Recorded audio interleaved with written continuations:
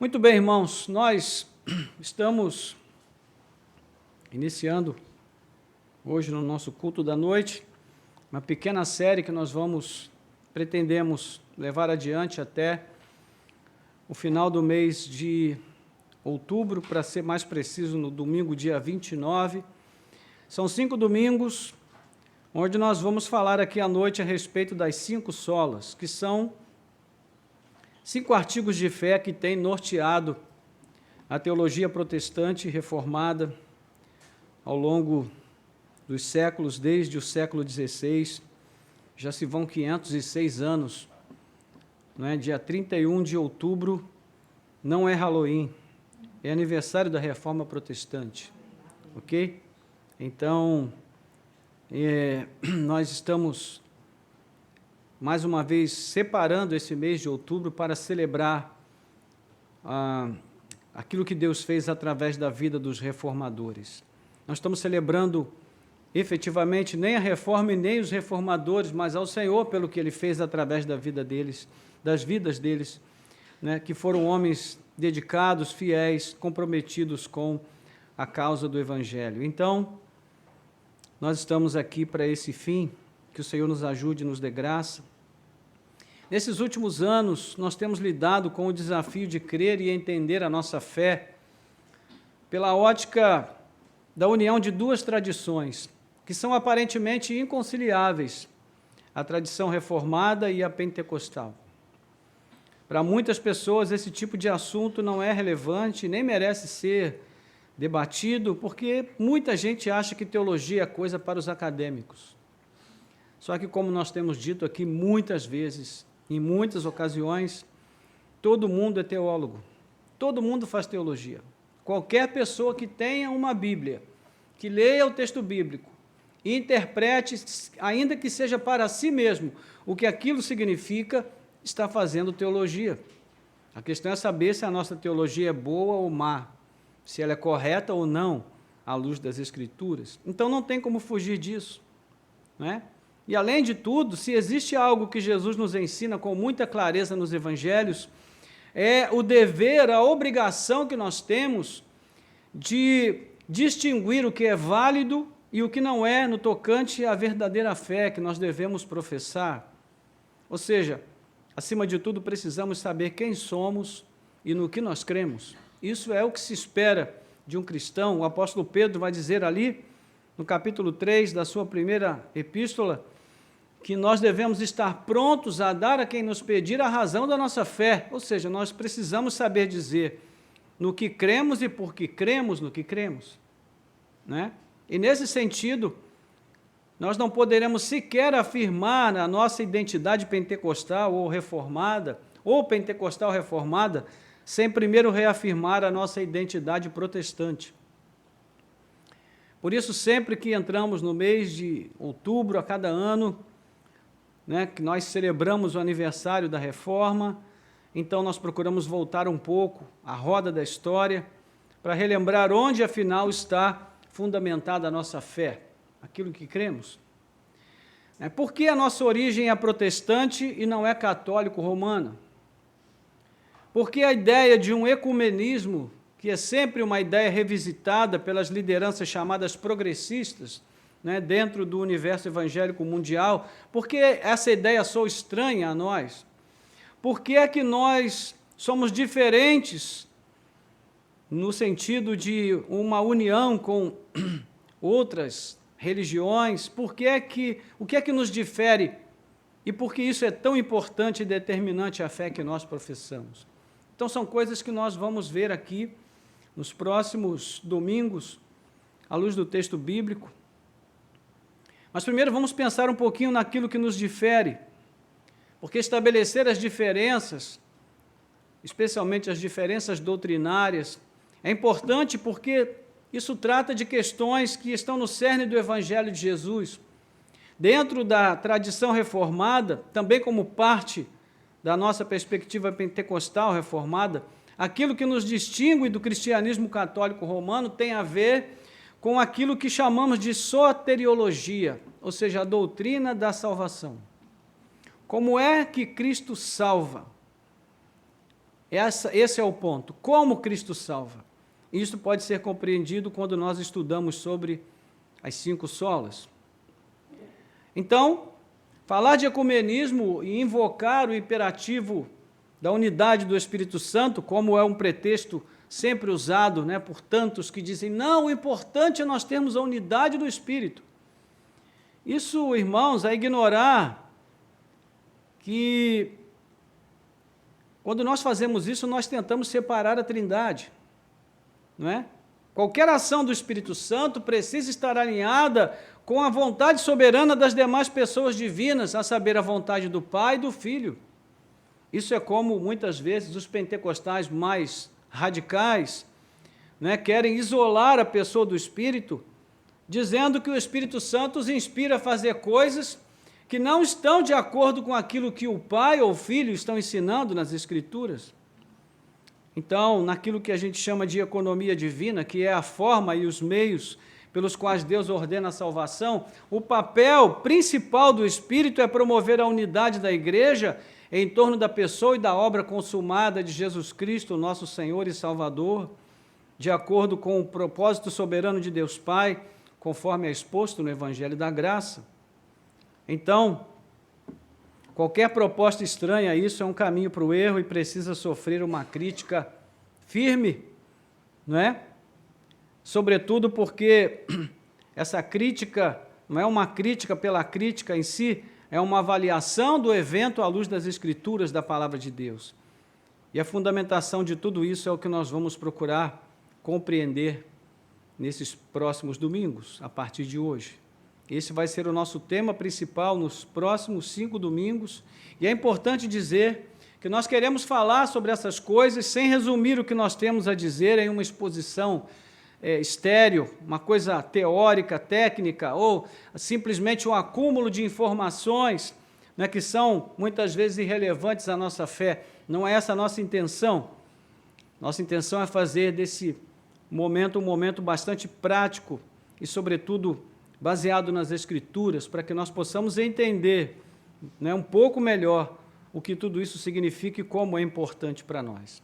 Então, hoje nós falaremos sobre o termo latino sola scriptura, que traduzindo simplesmente para o nosso português é somente as Escrituras, ok?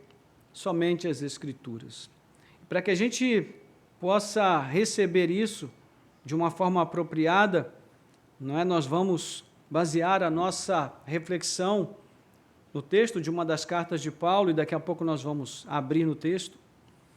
Mas é importante a gente saber, irmãos, que todo tipo de conhecimento, toda forma de conhecer, né, tudo que há para ser sabido, precisa ser sabido, entendido e aferido dentro de uma base, de uma referência, de um referencial, não é? Então, por exemplo, quando os arqueólogos estão fazendo as suas pesquisas de campo, o seu trabalho de campo, quando surge ali uma dúvida a respeito de um artefato, por exemplo, eles vão procurar nos compêndios de arqueologia, não é, nos livros que foram escritos por famosos arqueólogos do passado, ou antropólogos, ou seja lá o que for, eles vão procurar nos livros de ciência a resposta para as questões que surgem. Né? O mesmo vai acontecer com os médicos, com os advogados e com todos aqueles que exercem uma profissão, que tem um trabalho específico em uma determinada área. Eles têm os seus textos, os seus livros de referência para averiguar o que é verdadeiro e o que não é em relação àquilo que eles estão lidando naquele momento. Então, para que a gente possa verificar se uma informação ou um discurso que se refere à fé é fidedigno, é digno de credibilidade, de confiança, então é fundamental que nós conheçamos qual é a fonte, qual é a sua origem. Então, quando nós afirmamos aqui, não é que a salvação se dá somente pela fé, somente pela graça, somente Cristo pode salvar, nós fazemos isso com base numa única fonte, que é justamente a fonte das Escrituras sagradas do Antigo e do Novo Testamento. E essa é a base autoritativa que confere veracidade àquelas informações e àquelas afirmações. Vamos pensar um pouquinho se a igreja evangélica no Brasil tivesse esse cuidado hoje em dia, não é? se todas as lideranças ensinassem isso para a sua membresia e fizessem dessa responsabilidade uma responsabilidade de todos.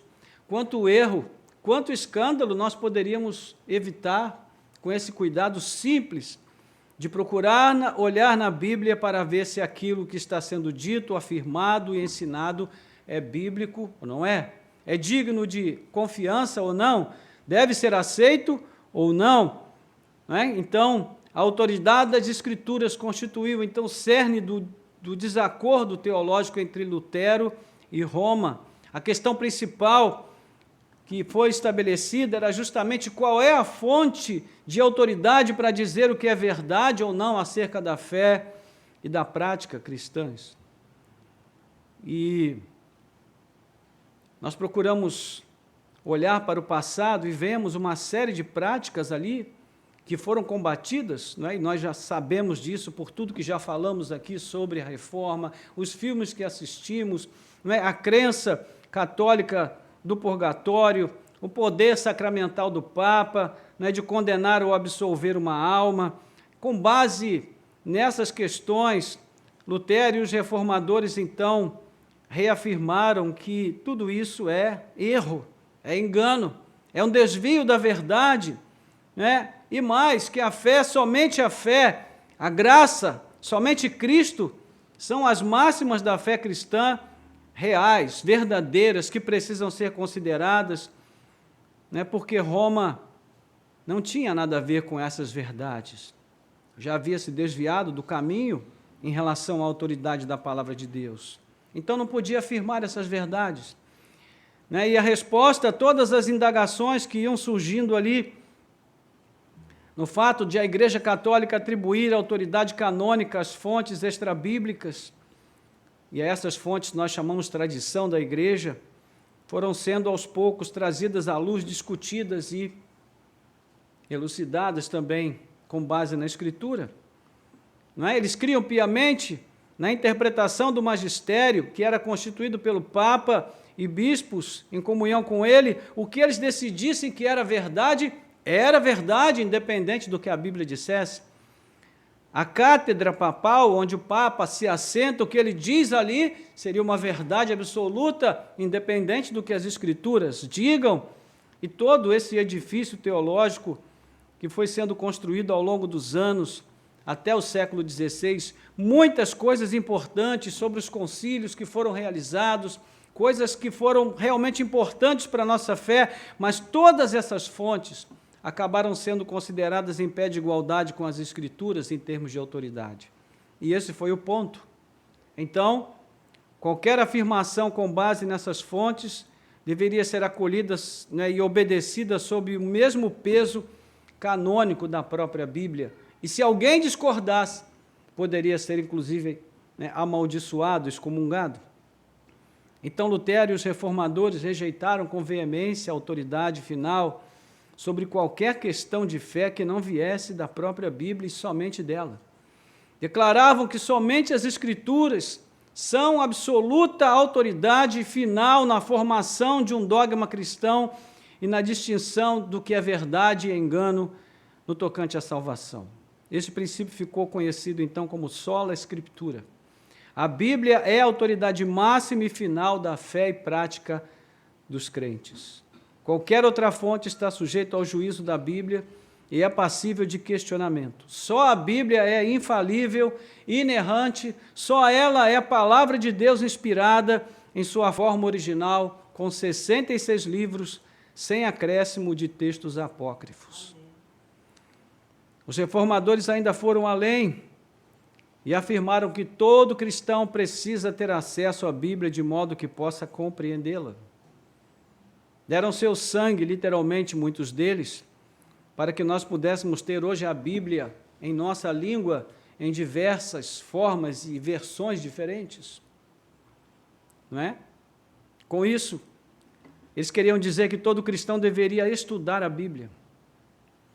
Mas fizeram também a distinção entre a liberdade de acesso e estudo da Bíblia e a liberdade de interpretação das Escrituras. Porque livre exame é diferente de livre interpretação. A liberdade para examinar não dava liberdade para interpretar do modo que nós quiséssemos.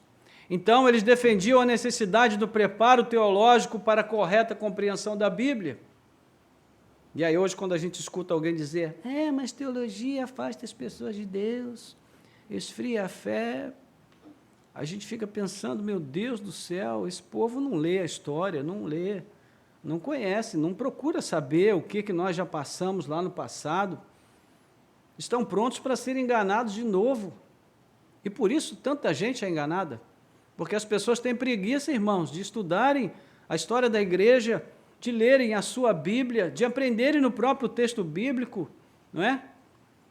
Então Calvino era um perito em literatura patrística, que foi um período rico da igreja, que equilibrava conhecimento teológico e profunda espiritualidade, e ele defendia o diálogo entre os mestres da sua época e os autores antigos à luz das Escrituras, não é? De modo que os reformadores mantiveram esse apreço à tradição cristã e citavam os pais da igreja em suas obras. Eles não eram contra o conhecimento teológico mais vasto que foi produzido a partir das Escrituras. A questão era ignorar a Escritura para dar à tradição o mesmo peso e o mesmo valor. Tudo precisava estar sob o escrutínio e o exame da Escritura Sagrada. Então, sola Escritura tornou-se,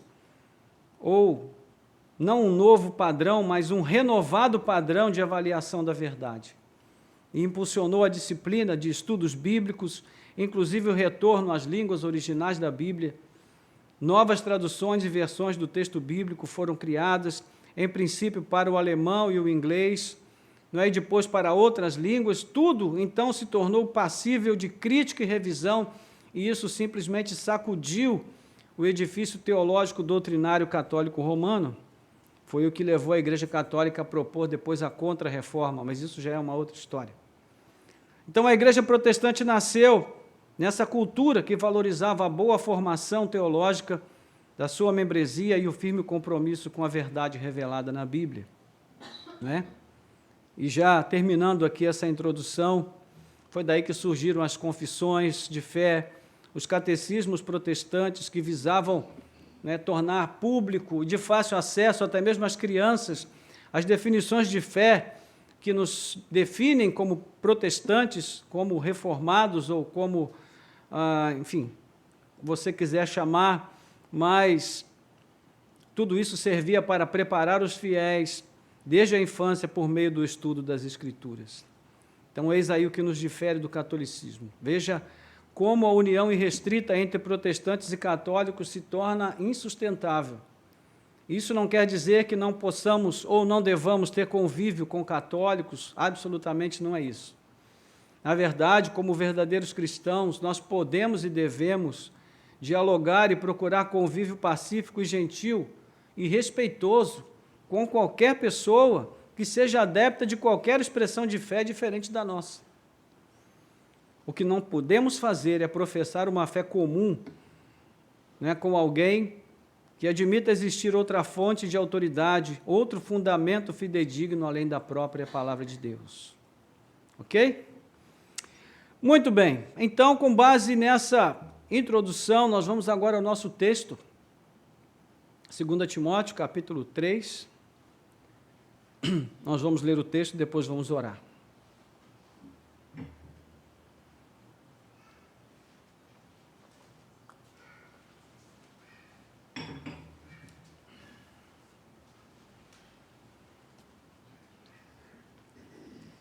Chegou lá?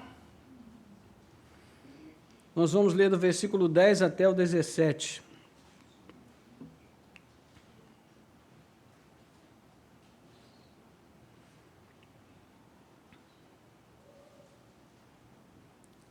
Aliás, nós vamos ler do 14 ao 17, depois eu peço que você mantenha a sua Bíblia aberta, tá bom?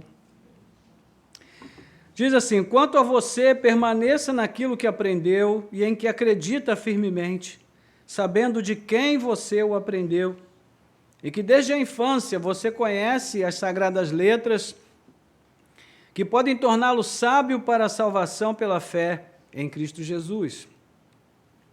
Toda a Escritura é inspirada por Deus e útil para o ensino, para a repreensão, para a correção, para a educação na justiça, a fim de que o servo de Deus seja perfeito e perfeitamente habilitado para toda boa obra. Amém. Oremos. Nosso Deus e Pai, graças te damos pelo privilégio bendito, maravilhoso de podermos ter mais uma vez a tua palavra aberta diante de nós. Obrigado porque hoje nós temos a oportunidade de nos deter um pouco mais, Senhor, sobre o assunto que diz respeito, Senhor, à autoridade das Escrituras Sagradas.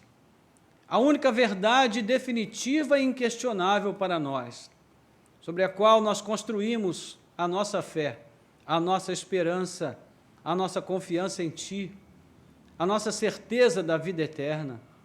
Tudo está, Senhor, construído sobre este firme fundamento. E nós te pedimos que nessa noite ele se torne ainda mais firme para nós, que a Tua palavra seja clara, ó Deus, para os nossos ouvidos e corações, de tal maneira que nós compreendamos aquilo que o Senhor quer falar conosco e possamos guardar no coração para que sigamos em frente, com firmeza ainda maior, na caminhada que o Senhor tem proposto para cada um de nós. Te pedimos e te agradecemos em nome de Jesus. Amém.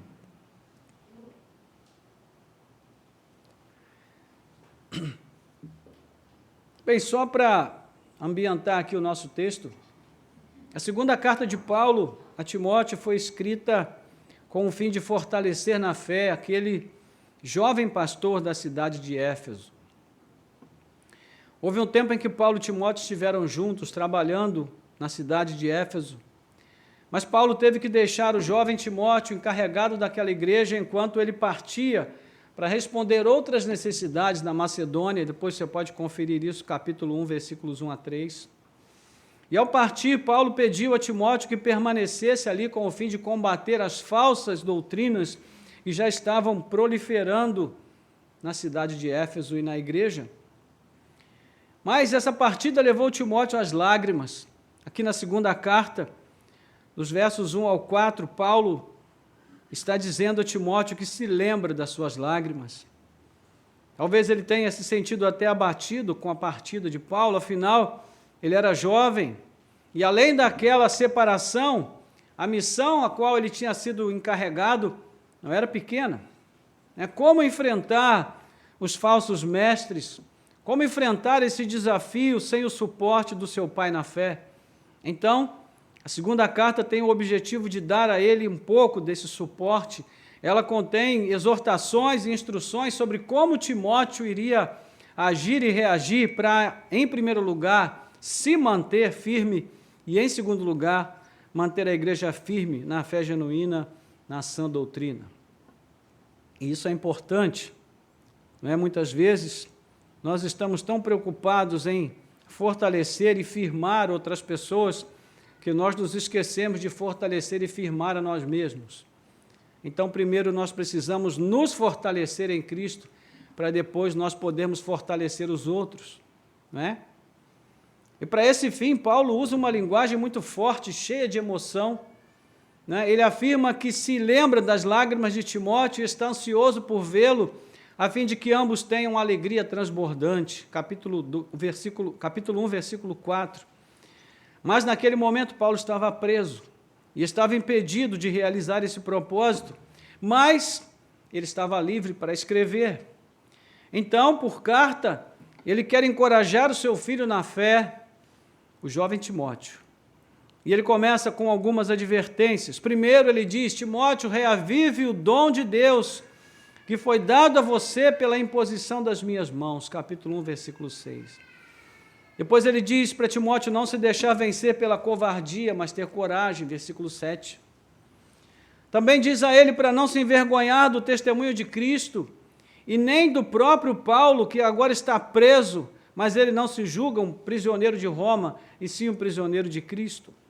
Então ele diz, pelo contrário, participe comigo deste sofrimento. Capítulo 1, versículo 8. Por fim, ele diz a Timóteo: mantenha o padrão das sãs palavras que você aprendeu e recebeu de mim. Guarde o bom tesouro que você tem recebido, que tem sido confiado a você. Capítulo 1, versículos 13 e 14. Então, todos os antigos cooperadores de Paulo na província da Ásia o haviam abandonado, né? Versículos 15 a 18. E aí, observe que o cenário é extremamente desanimador. Timóteo está totalmente sozinho e ele não pode recorrer nem aos antigos cooperadores do seu mestre, porque todos o haviam abandonado.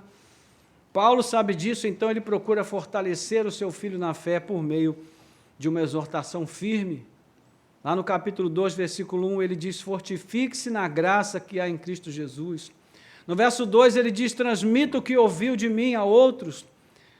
Não é? No verso 4, ele diz: haja como um soldado, engaje-se no serviço a Cristo e não olhe para trás.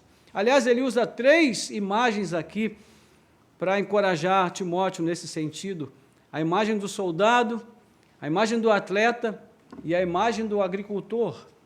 E ele mostra como todos os 3 estão engajados na sua missão e estão com um propósito definido de completá-la, sem embaraços. E é assim que Timóteo deveria agir em relação à fé e à pregação da palavra. Né? E ele diz: lembre-se de que Jesus ressuscitou dos mortos, versículo 8. Seja como eu, sirva, mas sempre com um olho na glória eterna. Capítulo 2, de 9 a 13. E depois viva como um obreiro aprovado e não perca tempo com discussões tolas e infrutíferas. Capítulo 2, 14 a 26. Mas em meio a todos esses desafios, Timóteo deveria ter em mente que os últimos tempos seriam tempos de intensa corrupção e apostasia. É o que nós vamos ver no capítulo 3, de 1 a 9, onde Paulo fala que os seres humanos seriam egoístas, avarentos, orgulhosos, arrogantes, blasfemadores, desobedientes aos pais, ingratos, ímpios, sem afeição natural, implacáveis, caluniadores, sem domínio de si, cruéis, inimigos do bem, traidores, atrevidos, convencidos, mais amigos dos prazeres do que amigos de Deus, tendo a forma de piedade, mas negando o poder dela. Será que faltou alguma coisa? Tem bastante aqui, né? Que quadro, hein? Imagine a cabeça de Timóteo. E qual seria o sinal mais evidente desses tempos? É que até entre os cristãos haveria impostores, falsos crentes que resistiriam à verdade. É o que nós vemos aí nos versículos 8 a 13. Ele diz: do mesmo modo que Janes e Jambres resistiram a Moisés, também estes resistem à verdade. São homens que têm a mente totalmente corrompida, reprovados quanto à fé. Mas esses não irão longe, porque a insensatez deles ficará evidente a todos, como também aconteceu com a insensatez de Janes e Jambres. Então, ele está dizendo: Timóteo, prepare-se, porque todos os que querem viver piedosamente em Cristo Jesus serão perseguidos. Versículo 12. Está bem animador, né, irmãos? Está dando vontade mesmo de fazer a obra. E o que Timóteo deve fazer, irmãos, diante desse quadro tão difícil que Paulo está pintando aqui na sua carta? Versículos 14 e 15. Ele diz: quanto a você, permaneça naquilo que aprendeu e em que acredita firmemente, sabendo de quem você o aprendeu. Então, a primeira frase que ele coloca aqui, quanto a você, já deixa claro que ele espera que Timóteo haja de modo diferente daqueles sobre os quais Paulo acabava de falar. Verso 13, ele diz que são perversos e impostores, mas irão de mal a pior, enganando e sendo enganados. Então, ele espera que Timóteo vá numa direção diferente, que ele encontre, nas palavras de Paulo, firmeza suficiente para permanecer na verdade, na sã doutrina, no evangelho genuíno. E ele vai dizer no verso 15, desde a infância, você conhece as sagradas letras que podem torná-lo sábio para a salvação pela fé em Cristo Jesus. Aqui, irmãos, existem muitas coisas importantes que nós precisamos refletir um pouco sobre elas. A primeira coisa é o desafio que Paulo lança para que Timóteo permaneça naquilo que aprendeu. Isso tem tudo a ver com aquilo que nós estamos falando aqui hoje, sobre o fato de as Escrituras serem a nossa única regra de fé e prática segura, na qual nós podemos ancorar a nossa confiança e a nossa esperança em Deus. Mas permanecer nas Escrituras, permanecer fiel ao que nós temos aprendido da palavra de Deus, daqueles que nos ensinaram e que têm nos ensinado, é um desafio enorme. Porque nós vivemos num mundo que, assim como o mundo que Paulo mostra aqui no início do capítulo 3, é um mundo pervertido, é um mundo que está cada vez mais levando as pessoas a se afastarem de qualquer tipo de fundamento que se refira a esse Deus no qual nós cremos. Nós vivemos numa era pós-cristã, irmãos. Falar do Evangelho, falar de pecado, falar dos valores cristãos no mundo de hoje é quase que uma anomalia, de acordo com a visão das pessoas que estão fora, não é, do nosso círculo. As pessoas se sentem incomodadas. Hoje, até muitos crentes já não falam mais de pecado, falam de erro. Não, todos nós temos as nossas falhas, mas falhas e pecados são duas coisas muito diferentes. Porque falhas são apenas pequenos desvios que nós temos na nossa conduta, mas pecado tem a ver com a nossa alma. Pecado tem a ver com aquilo que nos define, ou como salvos, ou como condenados e perdidos. Então não podemos deixar de falar sobre isso, porque isso faz parte do Evangelho que pregamos, tanto quanto a palavra de salvação que nós trazemos em Cristo Jesus. Então Paulo diz, olha, permaneça naquilo que você aprendeu. E eu digo para você, meu irmão, permaneça no que as Escrituras têm ensinado a você. Não se deixe afastar, não se deixe abater, não se deixe dissuadir pelo fato de você estar vivendo num mundo cada vez mais distante de Deus e cada vez mais inimigo de Deus e amigo dos prazeres, como Paulo define aqui. Fique firme, não é? Além disso, Timóteo também deveria ficar firme, permanecer naquilo que aprendeu, porque ele também acreditava firmemente no que ele aprendeu. E esse encontro entre o que eu aprendo e o que eu acredito é muito importante. Por isso o Evangelho é tão coerente, por isso ele não é algo que se opõe à razão, como muita gente pensa, que a fé fica de um lado e a razão do outro. Não, nós temos falado aqui constantemente que a fé tem razão. A fé que nos foi transmitida é uma fé racional. Ela é resultado de a nossa atitude ao aceitá-la é o resultado de uma reflexão naquilo que ela diz. Nós não cremos simplesmente porque alguém diz que é bom, ou porque alguém nos disse que se nós crermos nós vamos receber isso ou aquilo. Uma pessoa que vem para a igreja dessa forma, dificilmente ela vai se converter, porque ela veio para a igreja pelos motivos errados. E deve permanecer ali pelos mesmos motivos. Então, a própria evangelização hoje tem sido feita, como nós falamos de manhã, de uma maneira equivocada, porque nós estamos oferecendo coisas para as pessoas, ao invés de nós oferecermos para elas simplesmente a oportunidade de salvação das suas almas, que é o que realmente nós precisamos. Então, quando nós olhamos aqui para Timóteo, quando ele crê nas coisas que Paulo diz, ele deve ser fiel a Paulo como seu mestre e ele deve ser fiel a si mesmo, às suas próprias convicções. Não é? Quantas vezes nós, irmãos, pelas nossas inseguranças, e aí a gente teria que tratar disso com terapia, com a ajuda de profissionais que nos ajudassem a vencer essa insegurança, por conta da nossa insegurança, nós nos negamos a confessar até aquilo que nós mesmos cremos e confiamos. Porque alguém que está ali ao nosso lado, que nós julgamos ser mais importante do que nós, né? Normalmente pessoas que nós julgamos que são tão necessárias às nossas vidas, que se nós perdermos o contato com elas, nós estamos perdidos. Mas eu digo para você, só existe uma pessoa da qual nós nunca podemos nos separar, e essa pessoa é Cristo. Cristo é a única pessoa essencial às nossas vidas, irmãos. Existem pessoas que são muito importantes para nós, pessoas que nós amamos, que nós queremos cuidar bem delas e que nós queremos que elas fiquem ao nosso lado, ao nosso redor, até o fim da nossa existência. Mas essas pessoas não são indispensáveis e essenciais para nós, assim como Cristo é. Só Cristo é essencial e indispensável a nós. No tocante à salvação, é claro, né?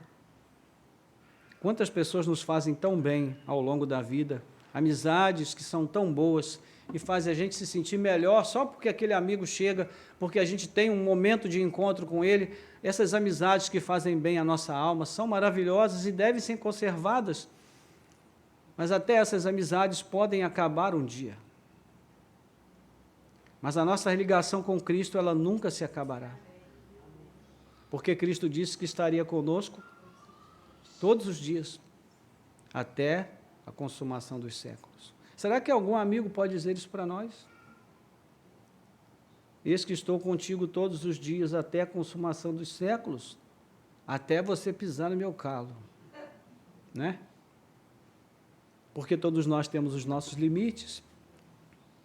Então, irmãos, ele está dizendo, olha, além de tudo isso, saiba de quem você aprendeu. E aqui nós temos uma terceira questão, que é a confiabilidade da fonte da qual nós aprendemos.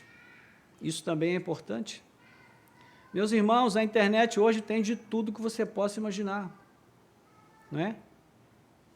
Você quer ver uma coisa triste? É quando alguém chega para o pastor e fala, pastor, essa semana eu ouvi uma palavra de Deus que me abençoou demais. E aí o pastor, né, fica contente, porque, poxa, a palavra abençoou, que bom. E aí quando a pessoa começa a contar como foi a palavra, o pastor começa a ficar um pouco menos contente. E lá pelo meio da história ele já está meio triste, e no fim da história ele está completamente triste, pensando assim, eu sou verdadeiramente um fracasso, porque tudo que eu ensino não tem valido de nada. Porque tem de tudo aí, não é, irmãos? Tem de tudo. E as pregações mais amadas e mais acessadas são aquelas que falam ao nosso ego, aquelas que massageiam o nosso ego, a nossa vontade, os nossos desejos. Essas são as pregações que são mais acessadas, ouvidas e amadas. Não que nós não tenhamos que nos preocupar em trazer a mensagem de conforto, de alento, de fortalecimento na hora das lutas, uma palavra que possa encorajar alguém que está passando por uma tribulação. A Bíblia tem tudo isso. Mas todas essas palavras estão ligadas a um ponto comum que não deve ser esquecido, irmãos. A nossa relação constante com Cristo Jesus. Cristo não é um prestador de serviços, Ele é o nosso Senhor. E sempre que nós estivermos firmes nele, nós podemos ter a certeza de que Ele nos fortalecerá e nos ajudará em cada encruzilhada, em cada momento difícil que nós estivermos vivendo nesta vida. Nós nunca estaremos sozinhos, Ele sempre estará conosco. Se Ele aprover curar, Ele vai nos curar. Se Ele aprover nos levantar, não é do abatimento, Ele vai nos levantar. Se aprover que Ele nos liberte, Ele vai nos libertar. Se aprover que Ele nos ressuscite, Ele nos ressuscitará. Mas tudo de acordo com a sua vontade, soberana, boa, perfeita e agradável. Então, Paulo era uma fonte confiável? Sim, porque ele pregava o evangelho confiável. Então, o que faz de uma fonte confiável é se o evangelho que está sendo pregado ali é aquele que está de acordo com as Escrituras. Esse é o nosso termômetro. Então, o apóstolo Paulo diz que desde a infância Timóteo tem sido instruído por uma avó e por uma mãe, ambas mulheres sábias e piedosas, no caminho da verdade das Escrituras sagradas, as sagradas letras, como ele diz aqui. Depois você pode ver aí no início das duas cartas, Paulo vai citar Lóide e Eunice, a avó e a mãe de Timóteo, mulheres que tiveram a sabedoria de ensinar a Timóteo o caminho da fé à luz do Antigo Testamento. Meus irmãos, se há algo que tem faltado hoje na vida de muita gente, né, são pais, avós, que tirem aquele tempo para se sentar com seus filhos e ensinarem o caminho da fé. Nós achamos que eles vão aprender por si mesmos, quando eles crescerem, mas eu digo para você, não caia nesse erro. Porque se você deixar por conta dos seus filhos, eles não vão se inclinar sozinhos para aprender a palavra de Deus. Não é? Um judeuzinho, quando tinha uns 5 anos, ele já começava a ser ensinado no caminho da fé. Era o início do seu discipulado, dentro de casa. Então, a fé começa dentro de casa, irmãos. Há muitas pessoas que agem com a igreja como lá fora as pessoas agem com a escola. Elas acham que a escola tem que educar os seus filhos. Não, quem educa os filhos são os pais. A escola não transmite educação, a escola transmite conhecimento. Mas educação é dentro de casa.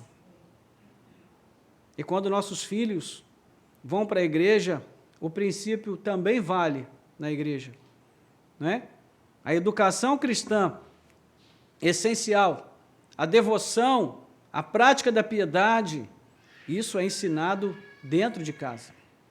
Quando os nossos filhos nos veem lendo a Bíblia, quando eles nos veem ajoelhados orando, quando nós, naquele momento de comunhão à mesa, nós separamos um tempo para orar e pedir a graça de Deus, sobre a bênção de Deus sobre o nosso alimento, damos graças pelo Senhor, porque Ele nos concedeu aquela bênção, então os nossos filhos vão aprendendo o caminho à medida em que nós os ensinamos. E quando eles chegam na igreja, e eles já conhecem boa parte do caminho que eles devem percorrer ali. E mesmo que a educação cristã na igreja for falha, nós faremos um bom trabalho, e os nossos filhos não se perderão, não é? Então, é importante que nós estejamos firmados nesses princípios, irmãos. Aprendamos com Eunice e Lloyd a ensinar os nossos pequenos o caminho da fé. E Paulo diz que esse ensino que ele recebeu poderia torná-lo sábio para a salvação pela fé em Cristo Jesus. É interessante que é um processo que vai se aperfeiçoando, não é? Eunice e Lloyd ensinaram Timóteo os primeiros princípios, os primeiros fundamentos da fé, mas quando ele conheceu a Paulo, este o instruiu acerca de algo ainda maior, que todas as antigas escrituras, as quais ele já conhecia, diziam respeito a Jesus Cristo, o Filho de Deus. Então, a caminhada de Timóteo estava completa no conhecimento da verdade, e a essa verdade que ele deveria se apegar, portanto, não é qualquer verdade, mas aquela verdade revelada nas Escrituras Sagradas, em sua plenitude pela encarnação do Verbo Jesus Cristo, por sua vida, morte e ressurreição, é a essa verdade que Timóteo deveria se apegar. E também é essa verdade que nós deveremos nos apegar. Porque essa verdade, assim como a Timóteo, também nos tornará sábios para a salvação. Ou seja, nós teremos a sabedoria necessária para contornar ou para superar os obstáculos e os desafios da fé, de modo que nós fiquemos firmes até o dia final e recebamos a herança que está reservada para nós. Amém, irmãos? Então, qual é a fonte da qual Timóteo deve beber regularmente para se manter firme e fiel a Deus? E é isso que respondem os versos 16 a 17. Toda a Escritura é inspirada por Deus e útil para o ensino, para a repreensão, para a correção, para a educação na justiça, a fim de que o servo de Deus seja perfeito e perfeitamente habilitado para toda boa obra. Veja, onde é que Timóteo deve alimentar a sua fé? Na mesma Escritura, a qual lhe foi ensinada desde pequeno. É por isso que nós falamos aqui, irmãos, sempre, o evangelho genuíno é sempre mais da mesma fonte, do mesmo evangelho. O evangelho genuíno não tem uma novidade a cada dia, não tem o pulo do gato, como alguns gostam de mostrar, 7 passos para vencer uma vida de tribulação. Isso enche qualquer igreja, não é? 3 palavras para quebrar a maldição. Todo mundo para ouvir. Mas quando você fala que toda a maldição já foi quebrada por Jesus Cristo na cruz do Calvário, e quando você fala para a pessoa, você tem que tomar vergonha na cara e voltar a praticar a palavra de Deus, aprender as Escrituras e andar com retidão no caminho do Senhor, e esses problemas vão melhorar. Essa pessoa não quer ouvir isso, irmãos. Como nós falamos hoje pela manhã, né? Todo mundo quer acreditar que a culpa é do diabo. E seria tão mais simples se tudo fosse tão básico assim, tão fácil de resolver, né, dessa maneira. Então, Paulo vai fazer aqui afirmações sobre a Bíblia que ele ou qualquer outro autor bíblico jamais fez sobre qualquer outra fonte de conhecimento. Pelo contrário, escrevendo aos Gálatas, Paulo adverte que ainda que um anjo do céu apareça com outra versão do Evangelho, que não seja aquele que ele pregava e ensinava, que fosse considerado maldito. Porque o Evangelho pregado por ele não veio de fonte humana, mas ele o havia recebido mediante a revelação do próprio Jesus Cristo. Gálatas 1, 8 e 11. Ou seja, as Escrituras Sagradas são a única fonte incontestável de autoridade e poder para salvar e para guiar os salvos até a redenção final, pela revelação de Jesus Cristo, nosso Senhor, com poder e grande glória. Então, já a caminho de concluir, essa base que Paulo está colocando aqui para o seu filho na fé, deveria ser a base sobre a qual ele devia construir a sua resistência aos falsos ensinos.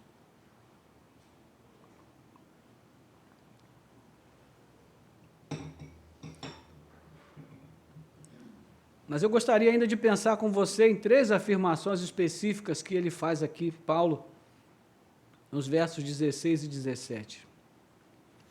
No verso 16 ele diz: toda a Escritura é inspirada por Deus, útil para o ensino, repreensão e correção e educação na justiça, e também capaz de habilitar perfeitamente e tornar perfeito o servo de Deus para toda boa obra. Então, Paulo fala sobre a inspiração divina das Escrituras, ele fala sobre a utilidade das Escrituras e ele fala sobre o alvo das Escrituras. O primeiro ponto é a inspiração divina. Ele diz: toda a Escritura é inspirada por Deus. Ele não está dizendo que toda a Escritura é inspirada por Deus. Ele está falando toda a Escritura. Ele está falando de uma Escritura específica. Por tudo que Paulo fala aqui nesse texto, tanto na primeira carta quanto na segunda, nós podemos afirmar, sem medo de errar, que a Escritura a qual ele está se referindo é o Antigo Testamento.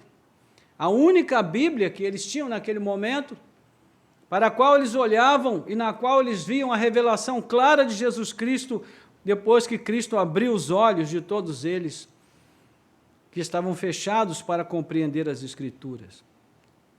Nós vemos isto ali na instrução de Cristo aos discípulos no caminho de Emaús, não é?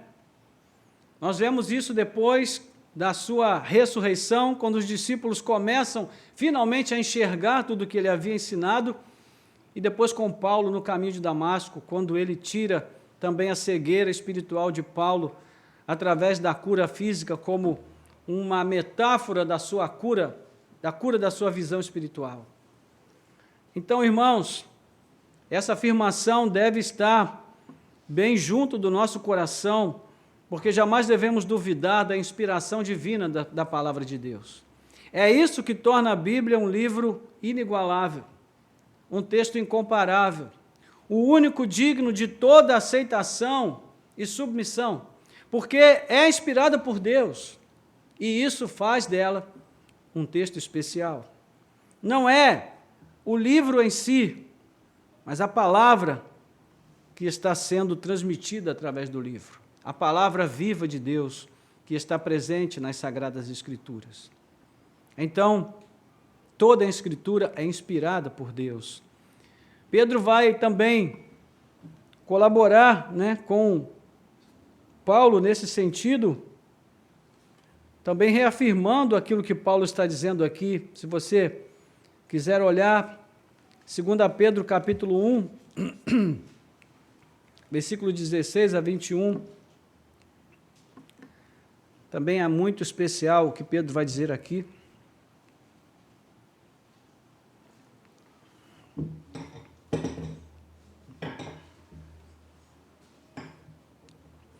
Ele diz: porque não lhes demos a conhecer o poder e a vinda de nosso Senhor Jesus Cristo, seguindo fábulas engenhosas, inventadas, mas nós mesmos fomos testemunhas oculares da sua majestade. Porque ele recebeu honra e glória da parte de Deus Pai, quando pela suprema glória lhe foi enviada a seguinte voz: este é o meu Filho amado, em quem me agrado. Ora, nós ouvimos esta voz vinda do céu, quando estávamos com ele no Monte Santo. Ou seja, a primeira coisa que Pedro afirma aqui é que a palavra que eles estão transmitindo é a mesma palavra que eles receberam do próprio Cristo. E eles o viram glorificado no Monte Santo, e ali tiveram a certeza de que ele de fato era o Filho de Deus, porque o próprio Deus estava ali reafirmando essa verdade. Depois ele diz, versículo 19, assim temos ainda mais segura a palavra profética, e vocês fazem bem em dar atenção a ela, como uma luz que brilha em lugar escuro, até que o dia clareie e a estrela da alva nasça no coração de vocês, falando da vinda de Cristo, da segunda vinda.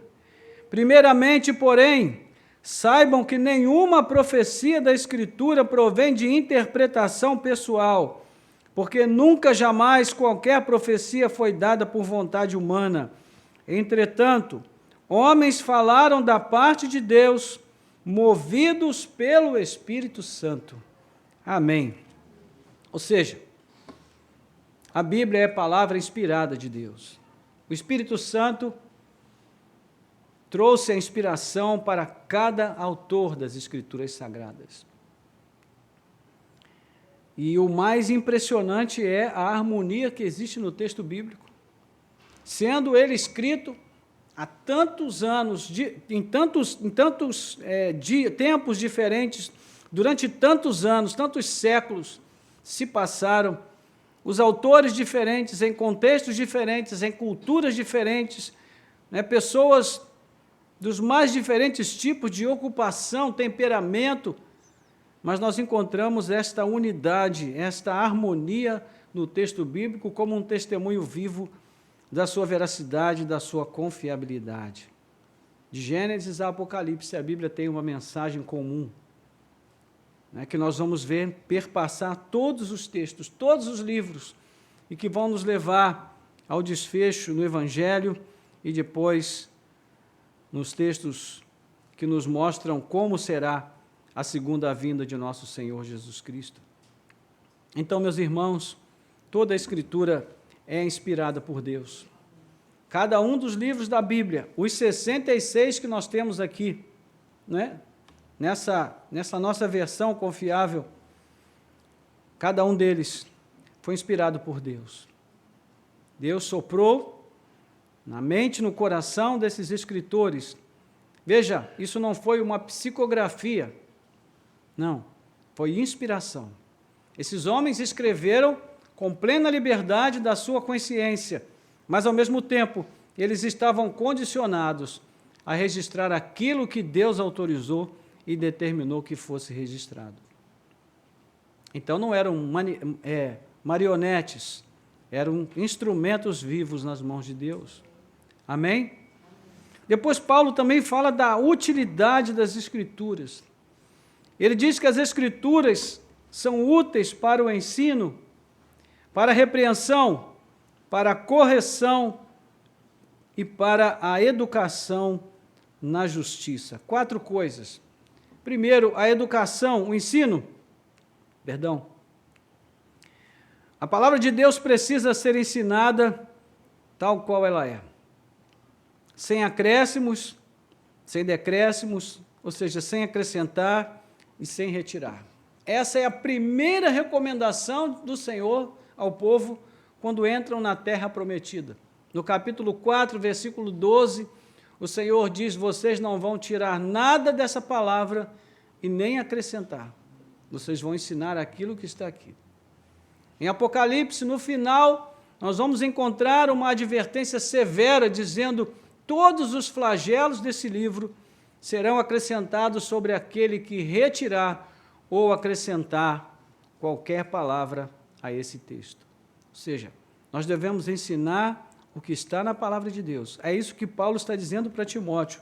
Ensine o que está na palavra de Deus. Se você vir ali, olhar aí no capítulo 4, no versículo 2, ele vai dizer: pregue a palavra, insista, quer seja oportuno, quer não.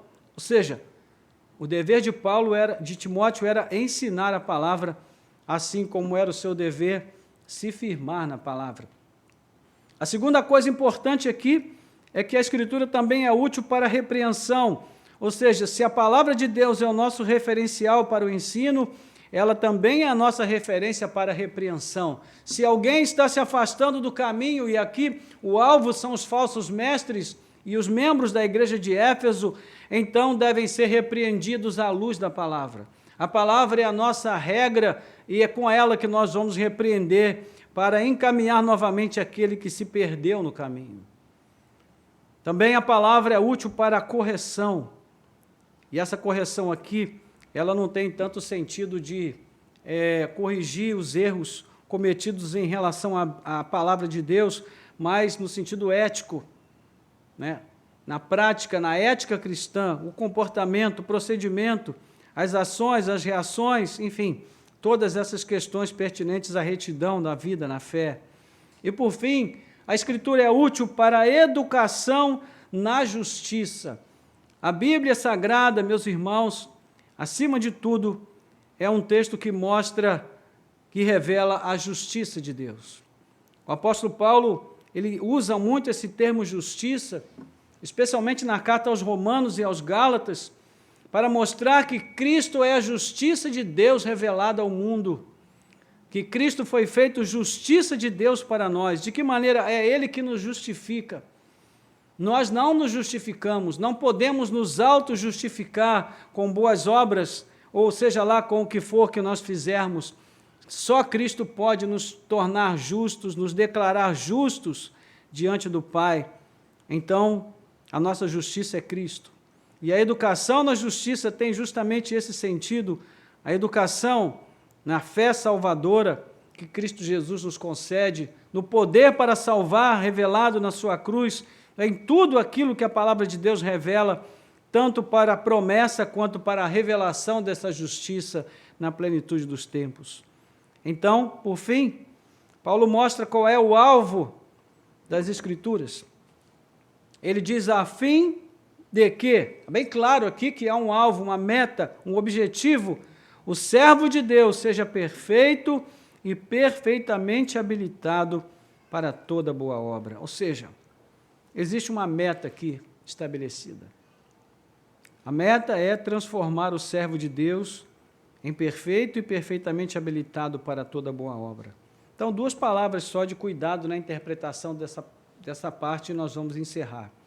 A primeira é que Paulo está se referindo aqui de uma maneira mais direta ao próprio Timóteo, como servo de Deus. Então, Paulo está dizendo para ele: olha, Timóteo, as Escrituras, as quais você conhece desde a infância, você deve continuar se alimentando delas e crendo e confiando na suficiência das Escrituras, porque elas é que podem tornar você perfeito e perfeitamente habilitado para tudo que você precisa fazer. Então, fique firme na palavra, creia na palavra, confie na palavra, tenha plena confiança e convicção naquilo que ela traz para você, né? Então, nesse sentido, esse texto é um texto bem específico, mas não há nada de errado em nós entendermos que ele pode se aplicar a qualquer um de nós. Porque em uma medida menor, menos significativa, né, do que a medida em que estava sobre os ombros de Timóteo, nós também temos uma missão a cumprir.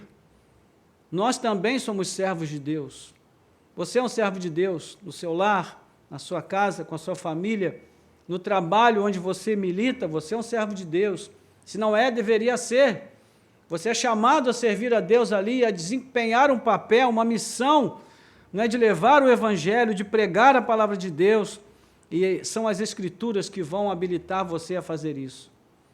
Quando ele fala que o servo de Deus pode se tornar perfeito à luz das Escrituras, isso não deve ser entendido no sentido literal, irmãos, porque senão nós acabamos nos tornando legalistas, né? Achamos que nós ficamos tão bons que nos julgamos ex-pecadores. Isso precisa ser refletido de uma maneira bem lúcida, né? E esse é o segundo ponto que eu queria destacar. Nós nunca alcançaremos a perfeição neste mundo, mas a perfeição deve ser um alvo para nós. Amém? Não podemos olhar para as Escrituras e dizer, não, é a graça, então está tudo bem, né? O que a gente fizer está bem feito, Deus aceita qualquer coisa. Não, nós precisamos ter a perfeição como nossa meta, como nosso alvo. E dessa maneira nós seremos habilitados, e quando Paulo fala perfeitamente habilitado, ele diz no sentido de que a Escritura tem tudo o que nós precisamos para nos habilitar para toda boa obra.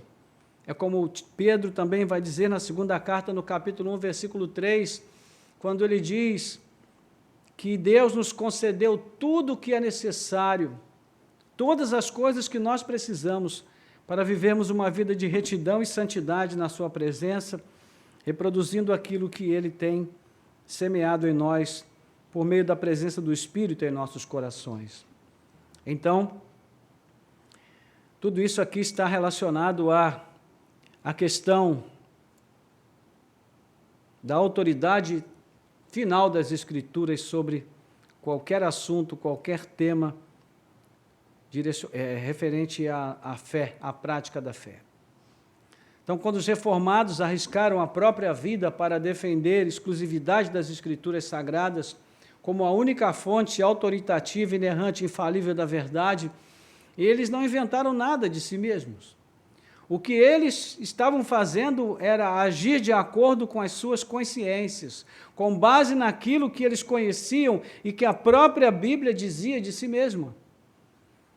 E é também dessa mesma forma e com esse mesmo compromisso com a verdade, não é que Paulo exorta Timóteo a se apegar cada vez mais às Escrituras. Na sequência do texto, no capítulo 4, ele vai ordenar taxativamente a Timóteo que ele pregue a palavra em todo o tempo, como nós já lemos aqui, procurando persuadir os seus ouvintes a crerem na Bíblia. E por que Timóteo deve fazer isso? Paulo explica, ele diz, olha, chegará o tempo em que eles vão sentir como que comichões nos seus ouvidos, e não vão mais suportar a sã doutrina, o evangelho puro. A verdade cortante e pontiaguda da Bíblia vai começar a incomodá-los. Então, eles vão procurar falsos mestres, que falem de acordo com seus corações cheios de cobiça e desejos maus. É o que Paulo está dizendo aqui.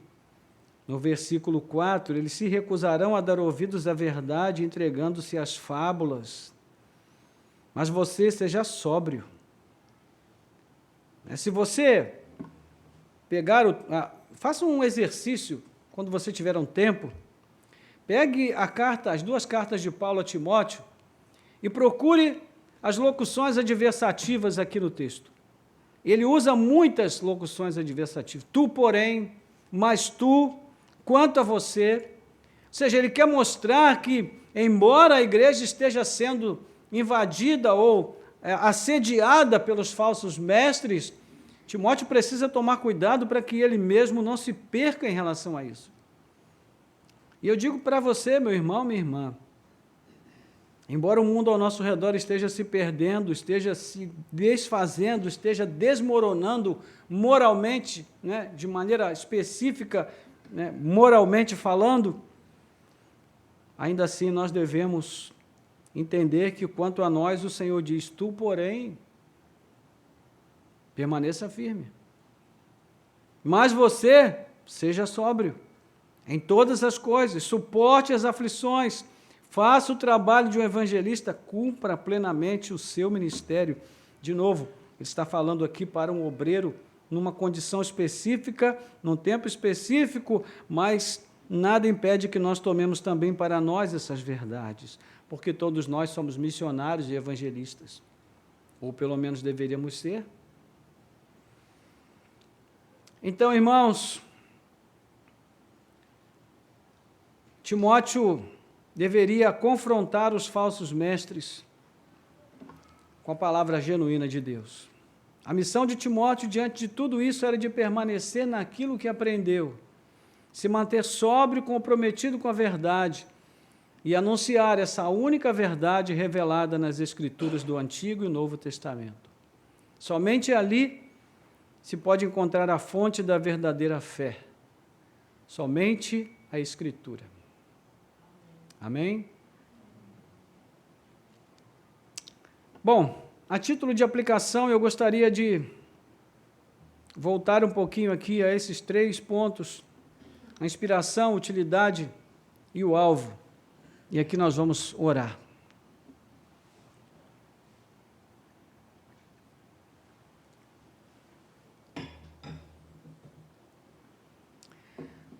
Se em algum momento da sua caminhada você tem duvidado da inspiração divina das Escrituras, isso é algo com o qual você deve se preocupar. Porque, como nós falamos, é a inspiração divina que faz da Bíblia o que ela é. A nossa regra de fé e prática. Infelizmente, nós estamos vivendo um tempo em que a igreja evangélica está se permitindo sofrer a influência do progressismo de tal forma que a teologia também está se tornando uma teologia progressista. Nós estamos vendo pessoas que querem fazer uma reforma nas Escrituras para tirar os termos que agridem a sensibilidade do politicamente correto. Isso pode acontecer, meus irmãos, mais cedo ou mais tarde. E quem é que vai ficar do outro lado? Os radicais, os ignorantes, os fundamentalistas, né? Os conservadores e outros adjetivos com os quais aqueles que ficarem do lado da verdade serão taxados, não é? Será que nós estamos prontos para isso? Estamos prontos para, como Paulo diz aqui, sermos perseguidos? Na verdade, todos os que querem viver piedosamente em Cristo Jesus serão perseguidos. O Evangelho da Prosperidade, como é que ele diz? Todos aqueles que viverem piedosamente em Cristo Jesus serão enriquecidos. Serão acrescentados de bênçãos, sem medida. Isso é verdade? Sim, é verdade, porque a própria vida em Cristo é uma grande bênção. O fato de nós termos sido livrados da perdição eterna é a maior de todas as bênçãos. E, além disso, ainda temos a promessa de viver uma vida gloriosa na presença do Senhor. Quem quer mais do que isso, irmãos? Mas tem muita gente que ainda acredita que melhor do que isso é viver aqui uma vida regalada, muito boa, sem problemas, sem dificuldades, sem lutas. Mas não é isso que a Escritura nos ensina. Então, nós precisamos ter muita certeza e muita convicção de que a Bíblia é inspirada por Deus. E se você não tem essa convicção, eu digo para você, coloque o seu joelho no pó e comece a pedir ao Senhor que abra os teus olhos para que você veja isso, para que você enxergue isso na palavra de Deus e para que essa visão progressista, pós-moderna, não tome conta também da sua mente, do seu coração, e amanhã você passe a duvidar até da veracidade da própria Bíblia. Não pense que isso é coisa pequena, não pense. Porque eu conheço, como já falei aqui diversas vezes, homens que pregavam a Bíblia maravilhosamente e hoje estão dentro de um terreiro de candomblé, batendo atabaque e pregando a teologia candomblecista. Você acha que isso é pouca coisa? Não é não, irmãos.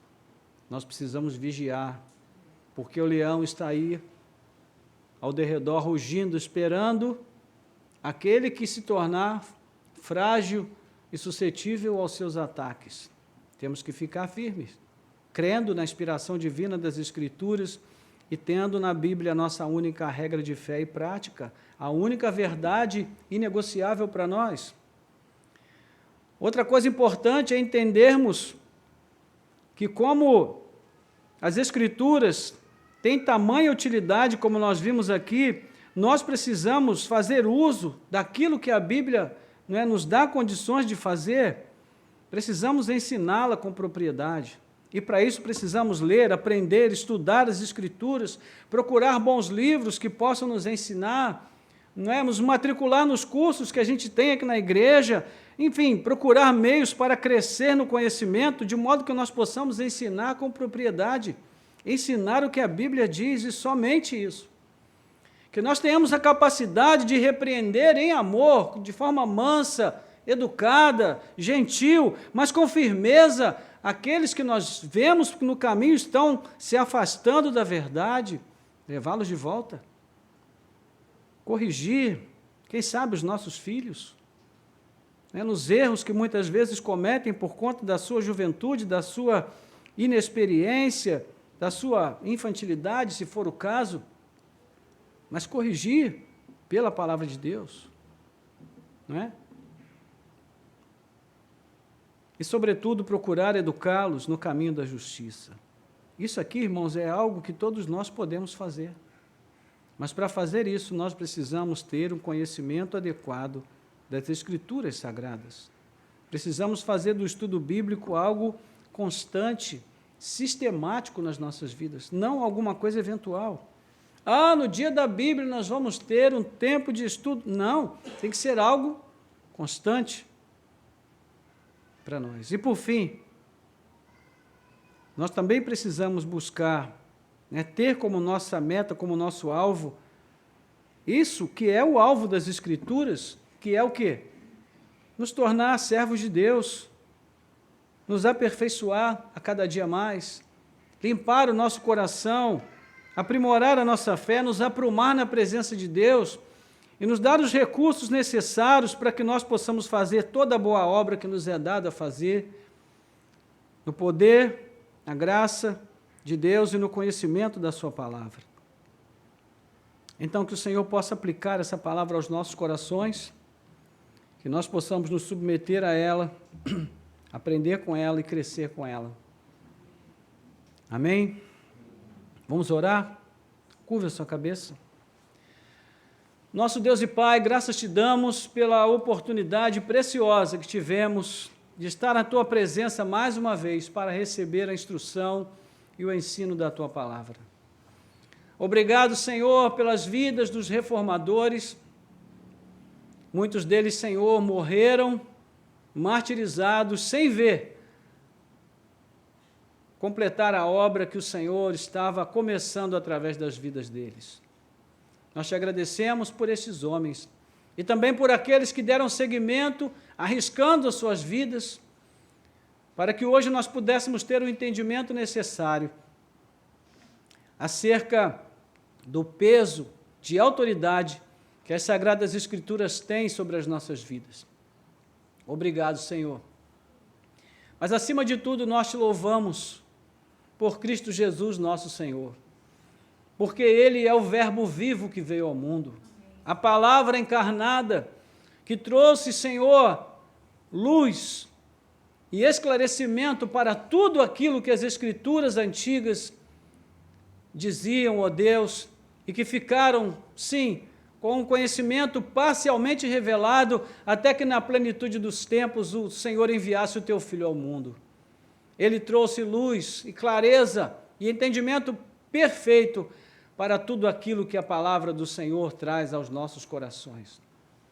E com ele os evangelhos, Senhor, vieram também para nos instruir, nos dirigir no caminho, as cartas que nos ensinam a ética cristã e nos mostram o bom caminho que nós devemos seguir. Obrigado, Senhor, por tudo isso que o Senhor tem feito e concedido a nós. Que privilégio a nossa geração tem recebido do Senhor, de termos tantos recursos à nossa disposição para podermos nos aprofundar no conhecimento da Tua palavra. Então, Senhor, em nome de Jesus, que o Senhor tire, ó Deus, do nosso coração, ó Pai, toda indisposição em relação a isso, que o Senhor tire do nosso coração toda indiferença em relação à preocupação com o aperfeiçoamento do nosso conhecimento da Tua palavra, pois ela é a palavra viva que pode transmitir para nós, Senhor, a sabedoria necessária para que nós vivamos na caminhada da fé e jamais percamos de vista o alvo da nossa fé, que é a salvação das nossas almas. Então, Senhor, capacita-nos. Se existem pessoas aqui, ó Pai, que têm, ó Deus, se permitido influenciar pelo tempo difícil que nós estamos vivendo, com toda esta pregação e propaganda do progressismo, nós te pedimos que o Senhor ajude o teu filho, a tua filha a voltar a crer plenamente na inspiração divina das Sagradas Escrituras, a não duvidar daquilo que a Bíblia diz, porque a sua palavra é a palavra viva, inspirada, a palavra poderosa, autoritativa, inerrante, infalível, que pode nos assegurar, ó Deus, que nós vamos chegar ao final e vamos receber o prêmio que está reservado para nós. Em nome de Jesus eu te peço que o Senhor nos dê a coragem e a determinação para que nós possamos aprender mais e, aprendendo mais, nós sejamos capazes de ensinar, de repreender, de corrigir e de educar à luz da Tua palavra, em primeiro lugar, ó Deus, aos nossos filhos, aquelas pessoas que vivem conosco na nossa casa, na nossa família, e depois os de fora, ajudando, Senhor, outros a enxergarem a mesma verdade que tem salvado a vida de cada um de nós e tem nos dado o privilégio e a alegria de viver à sombra desta palavra. Nós oramos também para que o Senhor siga no processo de aperfeiçoamento da nossa vida, do nosso caráter, da nossa personalidade, do nosso ser como um todo, de tal maneira que nós sejamos a cada dia aperfeiçoados e perfeitamente habilitados para toda boa obra, as quais o Senhor tem preparado de antemão para que nós andássemos nelas, ó Deus, desde antes da fundação do mundo. Então nós oramos assim, entregamos as nossas vidas aos Teus cuidados e Te louvamos, ó Deus, por esse privilégio maravilhoso de podermos rememorar tudo o que nós nessa noite ouvimos e aprendemos, que nós possamos guardar no coração e em tudo isso o Teu nome seja glorificado. Nós oramos assim com gratidão, em nome de Jesus. Amém. Amém.